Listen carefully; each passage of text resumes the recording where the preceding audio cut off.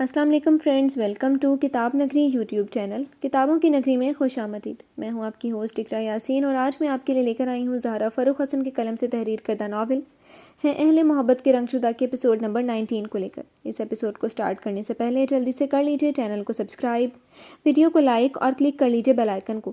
اب سٹارٹ کرتے ہیں آج کے ایپیسوڈ۔ رات اب دھیرے دھیرے ڈھل رہی تھی۔ بارش کبھی تیز ہو جاتی اور کبھی بس یوں ہی بوندوں کی صورت میں زمین کے فرش کو تر کرتی ہوئی لگاتار برس رہی تھی۔ کمشنر وجدان کے بنگلے کی لائٹس اب بھی آن تھیں۔ گھر کے اندر لاؤنج میں آؤ تو ایک صوفے پر شانی گرے رنگ کے ہلکے سے کمبل میں خود کو لپیٹے تھوڑی گھٹنوں پر رکھی گہری سوچ میں گم تھی۔ نیلے رنگ کا گرم سوٹ زیب تن کیے ہوئے تھی اور گردن کی پشت پر بال جن میں ہلکی ہلکی نمی سی تھی ڈھیلے ڈھالے چوڑے کی شکل میں گردن پر جھول رہا تھا۔ چوڑے سے نکل کر گھنگریالی لٹیں گردن اور چہرے پر بکھری ہوئی تھی۔ کچن سے کافی کی بھینی بھینی خوشبو لاؤنج تک میں پھیل رہی تھی۔ کچن میں وائٹ پل اوور اور نیلے رنگ کے ٹریک پینٹ میں وجدان آستینے کونیوں تک چڑھائے 2 مگز میں کافی بھر رہے تھے۔ بال ان کے بھی نم بھی بے ترتیبی سے ماتھے پر بکھرے ہوئے تھے۔ بھوری آنکھیں سوچ میں ڈوبی اور سرخ و سفید رنگت کچن کی دودھیا لائٹس میں چمک رہی تھی۔ منسٹر کی پارٹی کے بارے میں سوچتے ہوئے ان کی پیشانی پر تفکر کی لکیریں ابھری ہوئی تھیں، لیکن چہرہ نارمل سا تھا۔ مگر مگز بھر گئے تو انہوں نے دونوں مگز کو باری باری ایک چھوٹی سی ٹرے میں رکھا اور کچن سے نکل کر اب ان کے قدم لاؤنج کی طرف بڑھ رہے تھے۔ اتنی دیر میں چہرے پر خوشگوار تاثرات بھی سج گئے۔ شانی نے ان کو مگز کے ساتھ آتے دیکھا تو تھوڑی گھٹنوں سے ہٹا کر وہ سیدھی ہو کر بیٹھ گئیں۔ البتہ دونوں پاؤں اب بھی صوفے پر رکھے ہوئے تھے۔ کمبل کو اور بھی شانوں تک کھینچ لیا۔ کافی؟ نزدیک آتے ہی خوش دلی سے کہتے ہوئے وجدان نے ٹرے شانی کے آگے بڑھائی۔ وہ سر اونچا کر کے انہیں نرم نرم نگاہوں سے دیکھتے ہوئے ہلکے سے مسکرا کر اپنے مگ اٹھا چکی تھی۔ وجدان نے پہلے ٹرے سامنے ٹیبل پر رکھی، پھر اپنا مگ اٹھا کر اسی صوفے پر ان کے قریب ہی بیٹھ گئے۔ بیٹھتے ساتھ ہی پاؤں اٹھا کر صوفے پر آلتی پالتی ماری اور ریلیکس سے ہو کر صوفے کی پشت سے ٹیک لگا لی۔ شانی نے مگ ایک ہاتھ میں لے کر دوسرے ہاتھ سے کمبل کا ایک سرا ان کے پاؤں پر بھی ڈال دیا۔ وجدان نے مسکرا کر انہیں دیکھا، پھر ذرا سا کمبل کھینچ کر پاؤں پر برابر کر دیا۔ بچے نہیں ہیں تو کتنا سناٹا سا لگ رہا ہے نا شانی؟ پہلا گھونٹ بھرنے سے پہلے ہی انہوں نے چاروں طرف پھیلے سناٹے کو محسوس کرتے ہوئے سادگی سے کہا اور گردن گھما کر شانی کی طرف دیکھ تک کر تائید چاہی۔ ہاں۔ شانی زبردستی مسکرا کر چھوٹے چھوٹے گھونٹ بھرنا شروع ہو گئی تھی۔ کافی کا مگ لبوں سے لگاتے ہوئے وجدان اسی طرح گردن تیرچھی کیے انہیں دیکھ رہے تھے۔ ان کی نگاہوں سے بے خبر شانی ابھی بار بار سوچوں میں گم ہوئی جا رہی تھی۔ کچھ دیر ان کے تاثرات جانچنے کے بعد انہوں نے پھر سے گردن سیدھی کر لی۔ کافی پینے تک وہ خاموش ہی رہے۔ خاموشی سے اپنا مگ خالی کیا۔ جب مگ خالی ہو گیا تو انہوں نے شانی کے ہاتھ سے مگ لیا اور اپنا اور ان کا مگ ٹیبل پر رکھ کر وہ پوری طرح سے شانی کی طرف گھوم گئے۔ شانی نے بس پلکیں اٹھا کر ان کا چہرہ دیکھا۔ اب بتاؤ کیوں یہ سوچ کے بادل میری بیوی کے معصوم چہرے پر منڈلا رہے ہیں؟ شانی کے ہلکے سرد ہاتھ اپنے ہاتھوں میں لے کر صرف پوچھا ہی نہیں تھا بلکہ وہ اپنے ہاتھوں کی گرم تپش شانی کے ہاتھوں تک پہنچا رہے تھے۔ انہوں نے بس کچھ دیر ان کی بھوری آنکھوں میں دیکھا تھا اور پھر چہرے کا رنگ تبدیل ہوا، پھر پلکیں جھک گئیں، ہونٹ ہلکے سے وہاں ہوئے اور بہت آہستہ آہستہ وجدان کے کانوں میں آواز پہنچی۔ آج وہ ملا بچی۔ ان کے چہرے کی بدلتی رنگت، ہاتھوں میں اتری ہلکی سی لرزش، نگاہوں کا جھکا لینا، وجدان کو سمجھتے ہوئے دیر نہیں لگی تھی کہ وہ کس کے بارے میں بات کر رہی۔ آج لال خاندہ تھا۔ چہرے پر سختی چھائی اور شانی کے ہاتھوں پر گرفت بھی سخت ہو گئی۔ شانی کی پلکیں ہلکی ہلکی سے کانپی، کچھ گھنٹوں پہلے کی اذیت چہرے سے چھلک گئی۔ حلق میں کڑواہٹ سی گھلنے لگی۔ بار بار پلکوں کو جھپک کر ساری نمی اندر اتارتے ہوئے وہ اس عذاب سے نجات حاصل کرنے کی کوشش میں تھی جو کچھ دیر پہلے انہوں نے جھیلا تھا۔ وجدان جبڑے کسے بس شانی کے چہرے کو دیکھے جا رہے تھے، جن کے چہرے پر گزرے سالوں کا کرب چھا رہا تھا۔ بجی آج اسے اپنے سامنے دیکھ کر اپنی طرف بڑھتے محسوس کر کے، اس کی گندی نگاہوں سے اور اس کی غلیظ باتیں سن کر مجھے یہ پتہ چلا بجی کہ میں اب بھی کچھ بھولی نہیں ہوں۔ ان کے ہاتھوں میں تھمے اپنے ہاتھوں کی ہلکی سی لرزش کو دیکھتے ہوئے آنسوؤں کو پیتے ہوئے بہت مشکل سے بول رہی تھی۔ آواز بھیگی ہوئی تھی اور پلکوں کے کنارے نم ہو رہے تھے۔ وجدان کے دل پر چوٹ سی لگی۔ شانی کے ہلتے لب دیکھتے ہوئے ان کی رگیں تنتی جا رہی تھی۔ وہ ڈر، وہ تکلیفیں میرے سامنے منہ پھاڑ کر کھڑی ہو گئیں، بجی جو میں سالوں سے اپنے دل میں دفن کر چکی تھی۔ اپنے ہاتھوں کو جکڑے وجدان کے ہاتھوں کو دیکھتے ہوئے وہ کس کرب سے گزر کر بول رہی تھی۔ وجدان نہ صرف سمجھ رہے تھے بلکہ ان کے چہرے کو دیکھتے ہوئے انہیں بھی بہت شدت سے سب یاد آیا۔ تمہیں معلوم ہے ہمیں اس پارٹی میں کیوں خاص طور پر بلایا گیا تھا شانی؟ ان کی سنجیدہ آواز پر شانی نے ہولے سے پلکیں اٹھائیں۔ بڑے زمانے بعد شانی کو وجدان کے چہرے پر وہی سختی، وہی برہمی نظر آئی جس سے اچھے سے اچھا بہادر بھی گھبرا جاتے تھے۔ آج مسز خانزادہ بھی مجھے ملی تھی۔ شانی کے چہرے پر تعجب ابھرا اور ان کے چہرے کو لگاتار دیکھتے ہوئے وہ ان کے آگے بولنے کے منتظر تھی۔ وہ دونوں ہمیں پھر سے اسی ہار جیت کے مقابلے میں گھسیٹنے والے ہیں شانی۔ ایک بار پھر ہمیں ایک نئی جنگ لڑنی ہے۔ اس بار جنگ میں ہمارے بچے بھی شامل ہوں گے شانی۔ اور برہمی سے بولتے ہوئے ان کی گرفت شانی کے ہاتھوں پر سخت تر ہوئی تھی، جن میں ان کی بات سن کر لرزش بڑھی تھی۔ انہوں نے ہمارے بچوں کے ساتھ شانی اپنا غم بھول گئی، مامتا تڑپ اٹھی۔ عورت ہر غم، ہر تکلیف برداشت کر سکتی ہے، لیکن اپنے بچوں پر ایک آنچ بھی اسے برداشت نہیں ہو سکتی۔ ہمارے بچوں کا وہ کچھ نہیں بگاڑ سکتے شانی۔ ہمارے بچے اتنے مضبوط ہیں کہ وہ خود ہر مشکل میں اپنا دفاع کر سکتے ہیں، اور سب سے بڑھ کر مصطفیٰ اب ہمارے ساتھ ہیں۔ اس وقت ہم اکیلے تھے شانی، اس لیے ہمیں پیچھے ہٹنا پڑا، لیکن اب ہمارے ساتھ مصطفیٰ ہے۔ دنیا کی نظروں سے بھلے اوجھل ہے، لیکن غازی ہے، جسے سب ولف کے نام سے پہچانتے ہیں۔ وہ کبھی ہمیں، ہماری فیملی پر کوئی مصیبت نہیں آنے دے گا۔ وجدان کے چہرے کو دیکھتے ہوئے ان کے دل سے بھی ڈر اور پریشانی کے بادل دھیرے دھیرے چھٹنے لگے۔ ہاں، آپ صحیح کہہ رہے ہیں۔ مجھے کس بات کا خوف جب مصطفیٰ جیسا دوست، غازی جیسا ساتھی اور ہمیشہ مدد کے لیے پہنچ جانے والا یزدان ہے۔ ان کے چہرے پر بحالی واپس آنے لگی تھی۔ آنکھیں وہی معصوم چمک سے جگمگانے لگی۔ شانی نے فخر اور تحفظ کے احساس کے ساتھ سر اٹھا کر وجدان کی آنکھوں میں دیکھا اور پورے اعتماد سے مسکرا دی۔ وجدان کے چہرے سے ساری سختی اور برہمی دور ہو گئی۔ اچھا جی، ان سب میں ہماری جگہ کہاں ہے؟ ہم کس خانے میں فٹ ہوتے ہیں آپ کے؟ شانی نے وجدان کے شکوے پر کچھ دیر انہیں گھورا، پھر اپنے ہاتھ چھڑا کر اپنے ہاتھ اٹھائے، ان کا چہرہ ہتھیلیوں میں بھر لیا۔ آپ کی حکومت تو میرے دل پر ہے وجی، آپ تو میرے جسم و جاں کے مالک ہیں۔ آپ نہیں تو شانی بھی نہیں، میرا مکمل جہاں صرف آپ ہے، بس آپ۔ وہ اسی طرح عشق میں ڈوبی بولتے ہوئے آگے ہوئی اور اپنے لبوں سے وجدان کے چہرے کو چھو کر اپنی محبت بیان کر دی۔ ان کے ہر نقش کو چھوتے ہوئے وہ وجدان کے دل کو سکون بخش رہی تھی۔ ایسا موسم اور ایسا اظہار، تم نے تو میرا قرار ہی لوٹ لیا۔ شانی کی کمر میں ہاتھ ڈال کر وہ وہیں صوفے پر پیچھے کی طرف جھکے تھے۔ وہ صوفے پر دھم سے گرے اور شانی نے ان کے سینے پر آ گری۔ وجی، کبھی تو رومانس کے موڈ سے باہر نکل جایا کریں۔ اس طرح اچانک گرنے سے بال چہرے پر بکھر آئے تھے۔ اپنے ایک ہاتھ سے بالوں کو کان کے پیچھے کرتے ہوئے وہ جھنجھلائی بھی۔ اگر ظالم روح میں آ گیا تو بھی تمہیں شکایت ہوتی ہے؟ اپنی بھوری آنکھوں میں والہانہ پن لیے انہوں نے ہاتھ بڑھا کر شانی کے بال مٹھی میں جکڑ لیے۔ شانی نے جھوٹی خفگی سے انہیں گھورا۔ بھوری آنکھوں میں وہی وارفتگی، ویسی ہی حسین مسکراہٹ، ویسا ہی شاندار چہرہ۔ کچھ تو نہ بدلا تھا، بس کنپٹی کے بال میں کہیں کہیں سفیدی چھلکنے لگی تھی۔ وہ یک تک انہیں دیکھنے لگی۔ ایسے ہی تمہاری ان کالی جادو بھری آنکھوں نے مجھے گھورتے ہوئے میرے دل کو مجھ سے چھین لیا، بلکہ لوٹ کر تباہ کر دیا۔ اپنے ایک ہاتھ کی انگلیوں سے وہ باروہا شانی کے بال لپیٹ پیشانی سے لے کر گالوں تک ہٹاتے ہوئے اب سرگوشی میں بول رہے تھے۔ جھوٹے، میں کب آپ کو گھورتی رہتی تھی؟ اتنا ڈرتی تھی آپ سے، دیکھنے سے بھی خوف آتا تھا میں، اور آپ کو گھورتی؟ انہوں نے ذرا حیرانی اور ذرا خفگی سے اپنی کالی آنکھوں سے گھورا، گلابی ہونٹوں کو ٹیڑھا بھی کیا، ساتھ ہی ان کی ڈارک براؤن داڑھی پر اپنی انگلیاں بھی پھیری۔ وجدان کے ہونٹوں پر مسکراہٹ گہری ہوئی۔ سفید چاندی میں تیرتی کالی آنکھوں کی حیران خفگی جان لیوا تھی۔ بھلے گھورا نہ ہو، نہ دیکھا ہو، لیکن آپ کو معلوم نہیں یہاں یہی ادائیں ہیں نا آپ کی؟ اس نے وجدان کو اب تک اس دیوانگی سے نکلنے ہی نہیں دیا۔ شانی کی کمر پر گرفت سخت کرتے ہوئے انہوں نے شانی کے بال مٹھی میں جکڑ کر ان کا چہرہ اپنے چہرے پر جھکا دیا۔ وجی، ہم بیڈ روم میں نہیں ہیں۔ پل پل اپنے جھکتے چہرے کو دور کرنے کی کوشش میں وہ گھبرائی۔ اب کچھ نہیں، یہاں کوئی نہیں ہے۔ وہ مکمل ان کے سحر میں گرفتار تھے۔ شانی کے ہونٹوں پر ہونٹ رکھ کر انہوں نے ان کی بولتی بند کر دی۔ باہر کہیں زور سے بجلی کڑکی اور بادلوں نے اور بھی جھوم جھوم کر برسنا شروع کر دیا۔ سیاہ رات محبت کی بارش سے بھیگ کر دھیرے دھیرے آگے بڑھنے لگی۔ کہیں ایک بار پھر سے بادل زور و شور سے گرجے، ایک بار پھر بجلی کڑکی اور اجلال مینشن کا پورا محل روشن ہو گیا۔ اپنے کمرے میں وہ تکیوں کے سہارے نیم دراز تھی۔ چہرے سے میک اپ پاک ہو چکا تھا اور ریشمی بال کھولے ہوئے پشت پر بکھرے تھے۔ نرم قیمتی بالائی سے کپڑوں سے بنا لحاف ان کے پیروں پر تھا۔ ہاتھوں میں موبائل پکڑے وہ ایک ایک تصویر انگلی سے ٹچ کرتی، خالی خالی نگاہوں سے ساری تصویروں کو دیکھتے ہوئے کہیں اور ہی کھوئی ہوئی تھی۔ نفرت ہی صحیح، لیکن وہ ان تصویروں سے اب بھی اپنے دل کو زخمی کرتی رہی تھی۔ تبھی واش روم کا دروازہ کھلا اور شب خوابی کے لباس میں اجلال خانزادہ باہر نکلے تھے۔ آنکھیں سرخ تھیں اور چہرے پر برہمی۔ افشین نے انہیں دیکھتے ہی تیزی سے موبائل کا وہ صفحہ بند کر دیا۔ اب وہ پھر سے لاک ہو چکا تھا، جو ان کی انگلی کے نشان سے ہی کھلتا تھا۔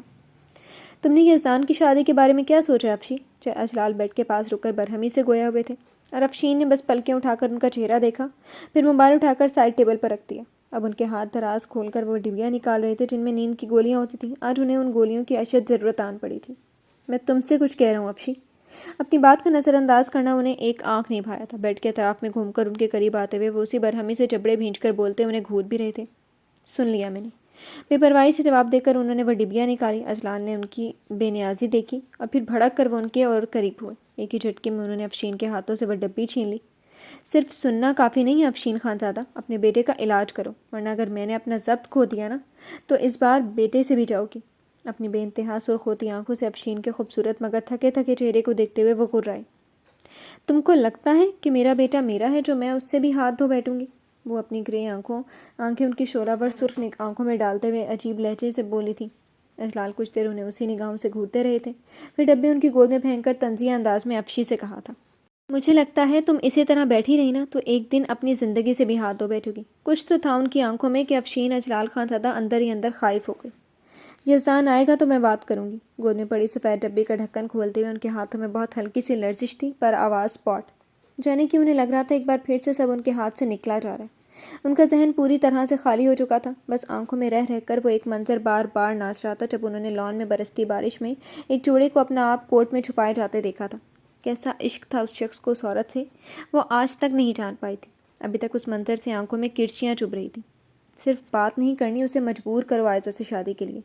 اپنے بالوں میں ہاتھ پھیر کر وہ بیڈ کے اطراف میں گھوم کر اب اپنی جگہ پر سائڈ میں لیٹتے ہوئے تحکم بھرے انداز میں بولے، اسے کون مجبور کر پایا ہے اجلال صاحب؟ وہ اپنی مرضی سے مجبور ہوتا ہے۔ نیند کی ایک گولی نکال کر انہوں نے اپنے منہ میں ڈالی اور پھر پانی سے بھرا ہوا گلاس اٹھایا اور ایک ہی سانس میں وہ گولی پانی کے ساتھ نکل چکی تھی۔ ادھر وہ گردن تیرچھی کر کے پرسوچ انداز میں بس انہیں اپنی سرخ آنکھوں سے دیکھ رہے تھے۔ مجھے دیکھنا بند کریں اجلال صاحب، پارٹی میں بہت محنت کی تھی تم نے ہیروئن کو پروڈیوسر سے ملوانے کی، تم تھک گئے ہوگے۔ افشین نے ذرا سی گردن تیرچھی کر کے انہیں تنزیہ دیکھا اور پھر اپنا تکیہ برابر کر کے وہ بال سمیٹ کر تکیے پر رکھ کر خود بھی لیٹ گئی، لحاف کاندھوں تک کھینچ لیا۔ اجلال خانزادہ کا چہرے کا رنگ ایک لمحے کو تبدیل ہوا۔ انہوں نے آنکھیں مون چکی افشین کو دیکھا، پھر سر چھٹک کر کارنر سے اپنا موبائل اٹھا لیا۔ مدت ہوئی اپنی عیاشیوں پر شرمندہ ہونے وہ چھوڑ چکے تھے۔ کمشنر سے ملاقات ہوئی افشین نے جھٹکے سے آنکھیں کھولی اور تیزی سے گردن موڑ کر ان کی طرف دیکھا۔ وہ موبائل دیکھ رہے تھے لیکن چہرے پر اب محسوس ہونے والے تاثرات تھے۔ ان کے چہرے پر نمک چھڑکنے کی ان کی پرانی عادت تھی۔ ہاں ہوئی ملاقات، تم تو اپنی عیاشیوں میں گم تھے نا، تو پھر تمہیں یہ جاننے کی ضرورت کیوں پڑ گئی؟ دل جو جلا سو جلا، لیکن دانت پیس کر وہ جواب دے کر پھر سے آنکھیں بند کر گئی۔ مجھے کیا اعتراض ہوگا، میں تو بہت خوش ہوا تمہیں اس کے ساتھ دیکھ کر، اسے بھی تو پتہ چلے کہ تم میرے ساتھ کتنی خوش ہو۔ افشین کا دل کیا اٹھ کر اس شخص کا منہ تو ضرور نوچ لے جو ان سالوں میں کبھی انہیں اس احساس گناہ سے نکلنے ہی نہیں دیتا جس سے وہ نگاہیں چرائے ہوئی تھی۔ جو تم مجھے جتلانا چاہتے ہو نا، تو ایسی گھٹیا حرکت چھوڑ دو، اسے کوئی فرق نہیں پڑتا کہ میں تمہارے ساتھ خوش ہوں یا عذاب میں مبتلا ہوں۔ اجلال خانزادہ نے گردن موڑ کر ظاہراً آنکھیں بند کر کے سونے کی کوشش کرتی افشین کو دیکھا، پھر مضحکہ خیز مسکراہٹ اس کے لبوں پر ابھری۔ اسے کیا فرق پڑنے والا؟ تم نے شاید دیکھا نہیں تھا کتنے پیار سے اپنی بیوی کو باہوں میں بھر کر لے جا رہا تھا۔ مجھے تو اب بھی حیرت ہوتی ہے وہ اس عورت سے اتنی محبت کیوں کرتا ہے۔ افشین ایک جھٹکے سے اٹھ بیٹھی اور وہ شیرنی کی طرح غرائی، اسی عورت کے پیچھے تم کم دیوانے نہیں تھے؟ اور اب اپنا منہ بند کر لو ورنہ میں کہیں اور جاؤں سونے کے لیے۔ اجلال خانزادہ نے ایک دل جلانے والی مسکراہٹ اس کی طرف پھینکی اور اپنا ہاتھ آگے بڑھا کر ان کے چہرے پر آ گئی ایک لٹ کو انگلی سے چھوا۔ اچھا سوری، آج تم بہت حسین لگ رہی تھی، پارٹی میں سب میری قسمت پر رشک کر رہے تھے، گرگٹ کی طرح رنگ بدلتا ہے یہ انسان۔ افشین نے تیزی سے اس کا ہاتھ جھٹکا تھا اور تکیے پر سر رکھ کر بس اتنا کہا، گڈ نائٹ۔ لحاف دونوں انہوں نے کھینچ کر اپنے سر تک تان لیا۔ ان کا دل اب بہت رونے کو ہو رہا تھا۔ اجلال خانزادہ نے بس ایک نگاہ سر تک تانے ہوئے لحاف کو دیکھا اور کاندھے جھٹک کر وہ پھر سے اپنے موبائل کی طرف متوجہ ہو گئے۔ ان کے موبائل پر بہت ہی اہم میسج آنے والا تھا جس کے وہ منتظر تھے۔ جب تک وہ میسج نہیں آتا انہوں نے دوسرا میسج کھولنا شروع کر دیا۔ اس ہیروئن کے بھی ڈھیروں رومانٹک سے پیغامات آئے ہوئے تھے جس کا انہوں نے آج دل بہلایا تھا۔ جب تک وہ اہم پیغام نہیں آتا تب تک اس ہیروئن سے دوبارہ دل بہلانے میں کوئی حرج نہیں تھا۔ وہ آرام سے نیم دراز ہو گئے اور اب ان کی انگلیاں موبائل پر تیزی سے ٹائپ کر رہی تھی۔ دور آسمان سے موتیوں کی صورت میں بارش کے قطرے شیشے پر گرتے اور پھر لکیروں کی صورت میں نیچے پھسل جاتے۔ بارش کا کوئی شور اندر سے سنائی نہیں دے رہا تھا، لیکن ہال میں چند لوگ گول میز کے اطراف میں بیٹھے موسم انجوائے کر رہے تھے۔ ان لوگوں میں زیادہ تر لڑکوں اور لڑکیوں کے گروپ یا لو برڈز کی گنی چنی تعداد تھی۔ ذرا سا آگے بڑھ کر فیملی میز کی طرف میں وہ لوگ بھی موسم اور ولیمہ کو انجوائے کرتے ہوئے آپس میں باتیں بھی کر رہے تھے اور ان چاروں کے منہ بھی تیزی سے چل رہے تھے۔ ماحول کی خوشگواریت سب کے چہرے پر دکھائی دے رہی تھی۔ مرتضیٰ اور واسق کی اوٹ پٹانگ باتوں پر مصطفیٰ بھی مسکرا رہا تھا۔ انم کے چہرے پر چھایا سکون اسے اور بھی مطمئن کر رہا تھا۔ ٹیبل پر سب کی پسند کے کھانے چنے ہوئے تھے، سب کی پلیٹیں فل تھیں، بس ایک وہ اپنی پلیٹ میں تھوڑا حصہ کھانا ڈالے ہوئے برائے نام ہی کھا رہا تھا۔ لیکن وہ چاروں ساری نعمتوں سے لطف اندوز ہو رہے تھے۔ مصطفیٰ کبھی مسکراتا، کبھی کوئی جملہ کہہ دیتا، وہ انم سے ذرا دیر کے لیے بھی غافل نہیں ہوا تھا۔ اپنی کرسی اس کی کرسی سے لگائے اس کے بازو انم کے کاندھے سے چھو جاتے تھے۔ بس میں نہیں دے سکتی ان دونوں کا ساتھ، یہ دعا تھی جس نے سب سے پہلے پلیٹ پر ایک ہسکا کر اپنے ہاتھ اٹھا لیے۔ حلق تک ٹھوسنے کے بعد اب سب باہر نکلنے والی حالت ہو گئی تھی۔ مصطفیٰ نے ایپل جوس کا سپ لیتے ہوئے پیار سے اپنی بہن کو دیکھا، میں نے بھی بس کر دیا، اب اور نہیں۔ انم کا حال اس سے بھی برا تھا۔ بڑی مشکل سے اس نے گلے میں پھنسے لقمے کو اتارا تھا، شرٹ کے چکر میں اپنے اب پیٹ پھٹنے کے کگار پر پہنچ گیا تھا۔ مصطفیٰ نے اس کے آگے اپنے ایپل جوس کا گلاس بڑھا دیا۔ انم نے ایک نگاہ مصطفیٰ کے چہرے کو دیکھا اور فوراً گلاس تھام کر اپنے منہ سے لگا لی۔ دعا نے اپنا کولڈ ڈرنک کا گلاس اٹھاتے ہوئے شوخی سے بھائی بھابھی کو دیکھا۔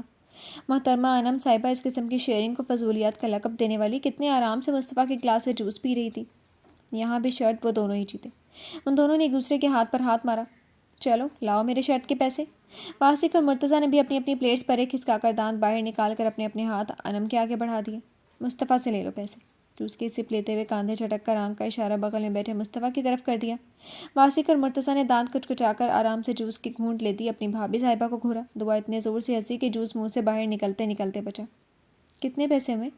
مصطفیٰ نے شان سے پوچھتے ہوئے ٹانگ پر ٹانگ رکھ کر ہاتھ بڑھا کر اپنا جوس کا گلاس انم کے ہاتھوں سے لے لیا۔ یہ میں نے پیے۔ اسے اپنے ہونٹوں سے لگاتے ہوئے دیکھ کر وہ گھبرا کر بولی۔ یہ میرا ہی گلاس تھا۔ کتنے پیسے چاہیے بولو؟ انم سے بتا کر وہ ان دونوں کو جوس کی گھونٹ لیتا ہوا دیکھنے لگا۔ وہ دونوں ہی اس کے دیکھنے کے انداز سے سمجھ گئے کہ جتنے وہ پیسے نہیں دے گا اس سے زیادہ محنت وصول لے گا۔ شرط گئی خالہ بوا کو سلام کرنے۔ ابھی کام کرنے کا بالکل موڈ نہیں تھا۔ آپ سے پیسے لیتے ہم اچھے لگیں گے کیا؟ اور یہ تو بھابھی ہیں ہماری، ان پر جان صدقے پیسے کیا چیز ہے؟ ان دونوں نے ایک ہی کورس میں بول کر اپنا اپنا گلاس اٹھا کر ہونٹوں سے لگا دیا۔ دعا دونوں کے رنگ بدلنے پر ان کا منہ چڑھا کر اپنے کولڈ ڈرنک کا گھونٹ بھی رہی تھی۔ انم نے سب کے چہرے کی طرف دیکھا۔ سب کے ہاتھوں میں گلاس تھا۔ میز پر اپنا گلاس تلاشا لیکن وہ ہوتا تو دکھائی دیتا۔ میرے لیے جوس نہیں منگوایا آپ نے؟ سب کے گلاس کی طرف دیکھتے ہوئے اس کے ہونٹوں پر شکوہ آیا۔ ان تینوں نے شرارت سے آنکھیں گھما کر مصطفیٰ کو دیکھا جس نے پھر سے اپنا ہی گلاس بڑھا دیا۔ میں نہیں پیتی جھوٹا۔ اس کا منہ بنا۔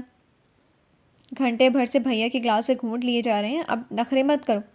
دعا جو خاموشی سے بڑے غور سے مصطفیٰ کی ایک حرکت کا مشاہدہ کر رہی تھی وہ آنکھوں میں شرارت کی چمک لی انم سے شوخی سے بولی۔ انم نے تعجب سے گلاس کو دیکھا پھر مصطفیٰ کو جس نے گلاس ٹیبل پر رکھ کر اپنا موبائل اٹھا لیا تھا۔ کمبخت جوس بڑا مزیدار تھا۔ انم نے چوڑنے گاؤں سے مصطفیٰ کی طرف دیکھتے ہوئے پھر سے گلاس اٹھا لیا۔ ہم بھی شیئر کرتے ہیں۔ انم کو گلاس اٹھاتے دیکھ کر واسق کی بھی عاشقانہ رگ پھڑک اٹھی۔ تیزی سے دعا کے ہاتھ سے گلاس لے کر اپنے گلاس سے بدل دیا۔ دعا نے برا مانا اور انم کی ہنسی چھٹی۔ ابھی مرتضیٰ کوئی پھلچھڑی چھوڑتا کہ ایک چہکتی ہوئی آواز نے ان لوگوں کی ساری توجہ اپنی طرف مبذول کروا لی۔ ہائے ڈاکٹر مصطفیٰ۔ پانچوں نے گردن گھما کر جوش و خروش سے ہائے کہنے والے کو دیکھا۔ مرتضیٰ کا سارا اچھا موڈ غارت ہو گیا۔ کچھ یہی حال انم کا بھی تھا۔ دعا اور واسق نارمل تھے، البتہ مصطفیٰ کی پیشانی پر بل پڑے۔ تم یہاں کیا کر رہی ہو؟ اریبہ کے بغل میں کھڑی عائزہ کو نظر انداز کر کے اس نے اریبہ سے ذرا سختی سے پوچھا۔ آواز سخت تھی لیکن چبھی ہوئی اپنائیت سے بھرپور تھی، اور یہی اپنائیت نے انم کو دھیرے دھیرے سلگانا شروع کر دیا۔ وہ اریبہ کو کینہ بھری نگاہوں سے دیکھ رہی تھی۔ بس میرے دل نے گواہی دی کہ آپ لوگ ادھر ہوں گے اس لیے ہم ادھر آ گئے۔ ہائے گائز، بیٹھ جاؤں؟ ایزی ایک کافی ہو جائے ڈاکٹر مصطفیٰ کے ساتھ۔ مصطفیٰ کی پیشانی کے سلوٹوں سے بھی اریبہ پر کوئی اثر نہیں پڑا۔ ڈھٹائی کے سارے ریکارڈ توڑتے ہوئے وہ سب کو خوش دلی سے دیکھتی مصطفیٰ کے بغل میں ہی کرسی کھینچ کر آرام سے بیٹھ گئی۔ ساتھ ہی لاپرواہی سے کھڑی عائزہ کا بھی ہاتھ بڑھا کر دوسری کرسی پر بٹھا دیا۔ عائزہ جو ادھر ادھر دیکھتے ہوئے خود کو بے نیاز دکھا رہی تھی، سلکی بالوں کو اپنے کاندھوں سے جھٹک کر بڑی نخوت سے ٹانگ پر ٹانگ رکھ کر بیٹھ گئی، بے نیازی دکھاتے ہوئے بھی ایک ہی نظر میں مصطفیٰ کے بغل میں بیٹھی لڑکی اور ان کے بیچ کی بے تکلفی بھانپ گئی تھی۔ مصطفیٰ اس لڑکی کو بہت قریب سا لگ رہا تھا۔ اتنی دیر میں مرتضیٰ کا خون بری طرح سے کھول چکا تھا۔ وہ جو اب تک شوخیاں بکھیر رہا تھا اب لب بھینچے آنکھوں میں تیز چبھن لیے اریبہ اور عائزہ کو دیکھ رہا تھا۔ واسق سنجیدہ سا تھا، دعا نارمل، انم ناراض تھی اور مصطفیٰ بس پاس بیٹھی اریبہ کی ڈھٹائی دیکھ رہا تھا۔ آپ لوگ ڈنر کرنے آئے تھے؟ اریبہ بڑے شوق سے ٹیبل پر پھیلے برتنوں کو دیکھتی مصطفیٰ سے چہک کر پوچھنے لگی۔ چوڑنے گاؤں سے مرتضیٰ کو بھی دیکھ لیتی تھی۔ ہم ڈنر کرنے آئے تھے، دعا بھی جوش سے بتا ہی دیتی کہ مصطفیٰ کرسی سے ٹیک لگا کر بہت سنجیدگی سے بولا۔ دعا چپ سی ہو گئی۔ واسق نے سنجیدگی سے مصطفیٰ کی شکل دیکھی۔ شاید وہ عائزہ کے سامنے اپنے رشتے کا اعلان نہیں کرنا چاہتا تھا یا کوئی اور وجہ۔ بہرحال مصطفیٰ کو سمجھنا اتنا آسان نہیں تھا۔ واسق سر جھٹک کر پھر سے گلاس ہونٹوں سے لگا چکا تھا۔ تمہیں اس موسم میں باہر گھومنے کی کیا ضرورت پڑ گئی؟ مصطفیٰ اپنی اسے سنجیدگی اور سختی سے اریبہ سے پوچھ رہا تھا۔ اریبہ کے پاس بیٹھی عائزہ کو اس نے بالکل نظر انداز کیا ہوا تھا، اسے بھی کوئی پرواہ نہیں تھی، لیکن مصطفیٰ کے سوال پر منہ میں لگاتار کچھ چباتے ہوئے اس نے بے نیازی سے ادھر ادھر دیکھتے ہوئے اپنا بولنا فرض سمجھا تھا۔ ہم گارڈز کے ساتھ ہیں، ہمیں گھومنے کے لیے گھر کے مردوں کی سہاروں کی ضرورت نہیں ہوتی۔ بجائے اریبہ کے عائزہ سے جواب پا کر مصطفیٰ نے ایک سرد و اسپاٹ نگاہ اس پر ڈالی۔ انم نے ناگواری سے پیر پر پیر رکھ کر ہلکے ہلکے ہلاتی ہوئی عائزہ کو دیکھا۔ لانگ کوٹ کے اندر ہائی نیک، گلے میں لپٹا مفلر اور پیروں میں ہائی ہیل بوٹ، چہرے پر میک اپ کا جادو اور کھلے ہوئے بال، وہ بہت خوبصورت تھی، وہ حسین تھی اور شاید اس بات کا اسے کچھ زیادہ ہی کرور تھا، تبھی اس کا ہر ایک نقش، ہر ایک انداز چینک چینک کر کہہ رہا تھا میں اور صرف میں۔ گھر کے مرد صرف سہارے کے لیے نہیں ہوتے، ان سے محبت کا بہت گہرا رشتہ ہوتا ہے، گھر کی عورتوں سے، اور اس محبت کا تقاضا ہوتا ہے کہ ہم اپنے گھر کی بہن بیٹیوں کی حفاظت کریں، ان کی چھوٹی چھوٹی خوشیوں کا خیال رکھیں، ان کا احترام کریں۔ لیکن گارڈ سے تحفظ لینے والے کیا جانیں کہ اس محافظ مرد سے ہماری بہن بیٹیوں یا بیوی کو کیسا سکون، پیار اور تحفظ ملتا ہے۔ گارڈز پیسے لے کر آپ کی حفاظت تو کر دے گا مگر وہ دلی خوشی نہیں دے گا جو صرف آپ کو اپنے گھر کے مرد دے سکتے ہیں۔ دھیرے دھیرے وہ بولتے ہوئے بڑی سرد نگاہوں سے عائزہ کو بھیگے ہوتے چہرے کو دیکھ رہا تھا۔ باقی سب کی نگاہوں میں پیار اور عزت ایک ساتھ اس کے لیے چھلک رہی تھی۔ بس ایک انم تھی جو ایک دم سے سر جھکا کر کہیں گم ہو گئی تھی۔ مصطفیٰ کی بات نے اسے وہ سب یاد دلا دیا جو مصطفیٰ اور سارے لوگ اس کے دل و دماغ سے بھلوانے کی کوششوں میں لگے ہوئے تھے۔ وہ بھولنا بھی چاہتی تھی لیکن بھولنا آسان نہ تھا۔ اس نے وہ چوٹ کھائی تھی جو ساری زندگی شاید اپنی ساری تلخیوں کے ساتھ اسے یاد آتا رہے گا۔ اب بھی سب یاد آیا اور اس کے چہرے کا رنگ تبدیل ہوا تھا۔ سارے منظر سے دل اچاٹ ہو گیا، سب سے وحشت سی ہونے لگی۔ اٹھ کر جانا اگر آسان ہوتا تو وہ بھاگ جاتی، پر ساتھ بیٹھے شخص کو اگر خبر ہو گئی اس وقت وہ کیا چاہتی ہے، کیا سوچ رہی ہے، وہ یہی اس کا دماغ درست کر دیتا جو وہ فی الحال نہیں چاہتی تھی۔ یہ فنش کرو، ہم تھوڑی دیر میں چلتے ہیں۔ انم نے جھٹکے سے سر اٹھایا۔ مصطفیٰ نے جوس کا گلاس اٹھا کر اس کے ہاتھوں میں تھما دیا۔ کچھ سوچنے کی ضرورت نہیں ہے، آرام سے اب تک جیسے ہنس بول رہی تھی ویسے ہی رہو، گاٹ اٹ؟ انم کی حیران آنکھوں میں دیکھتے ہوئے بھوری آنکھوں میں تنبیہ ابھری۔ اس گاٹ اٹ کا کیا مطلب تھا انم اچھے سے سمجھتی تھی۔ اس نے تیزی سے سر جھٹک کر چور نظروں سے باقیوں کی طرف دیکھا۔ واسق اور دعا نے اس کی دیکھتے ہی اسے آنکھ ماری تھی۔ انم نے سٹ پٹا کر جوس کا گلاس منہ سے لگا لیا۔ مرتضیٰ اس وقت اتنا اکتاہٹ کا شکار تھا کہ اس نے دھیان ہی نہیں دیا، ورنہ وہ چھیڑنے میں پیچھے کیوں رہتا۔ عائزہ کے چہرے پر پھیکا پن اور پڑ گیا۔ وہ بس انم کی طرف دیکھ رہی تھی۔ کون تھی وہ جس سے مصطفیٰ جیسا پتھر دل انسان اتنی نرمی سے گفتگو کر رہا تھا، اتنا اپنا پن دکھا رہا تھا؟ میرون ویلوٹ کے سوٹ میں وہ معصوم صورت اسے مسز وجدان کی یاد دلا رہی تھی۔ آئندہ میں تمہیں اتنی رات کئی تک باہر گھومتا ہوا نہ دیکھوں۔ انم سے دھیان ہٹا کر وہ ہولے ہولے مسکرا کر خود کو دیکھتی اریبہ سے سختی سے بولا تھا۔ اس بار اس کی آواز میں سخت تنبیہ تھی۔ اچھا سوری نا، اب نہیں نکلوں گی، ایک کافی ہو جائے ہمارے ساتھ؟ بغیر اس کی تنبیہ کا برا مانے اریبہ نے پیار سے اس کے شانے پر سر رکھتے ہوئے فرمائش کی۔ انم کا دل کیا اس لڑکی کا منہ نوچ لے۔ اسے مصطفیٰ پر بے انتہا غصہ آنے لگا۔ شدید غلط فہمی کی وجہ سے وہ مصطفیٰ سے بدگمان ہو چکی تھی۔